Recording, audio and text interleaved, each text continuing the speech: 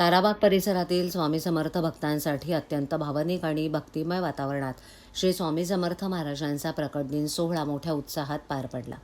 नौपाडा येथील ताराबाग सोसायटीत स्वामी समर्थ भक्त विद्याधर वैशंपायन यांच्या पुढाकारातून उभारण्यात आलेल्या स्वामी समर्थ मंदिरात हा सोहळा आयोजित करण्यात आला होता।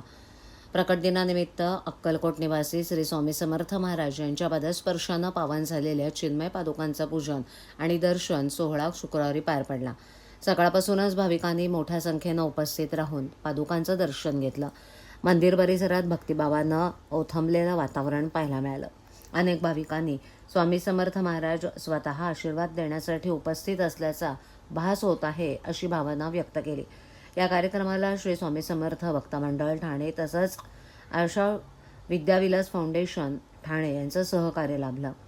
मठाधीश पूज्य श्री गुहात्मानंद सरस्वती महाराज यांच्या उपस्थितीत पादुका पूजन सोहळा संपन्न झाला। ताराबाग येथे केवळ मंदिर उभारण्यात आलं नसून भक्त मंडळाचीही स्थापना करण्यात आली। या मंडळाच्या माध्यमातून पुढील धार्मिक आणि सामाजिक उपक्रम राबवले जाणार असल्याची माहिती बाळा घोपकर यांनी दिली। दरम्यान या पहिल्याच प्रकट दिन सोहळ्यानं मंदिरात स्वामींचा साक्षात वास असल्याचा अनुभव भाविकांना आला। भक्तीमधून समाधान आणि प्रसन्नता लाभते, त्यामुळे ठाणेकरांनी मोठ्या संख्येनं पादुकांचं दर्शन घ्यावं असं आवाहन आमदार संजय केळकर यांनी केलंय। नमस्कार, माझं नाव संजय आचार्य।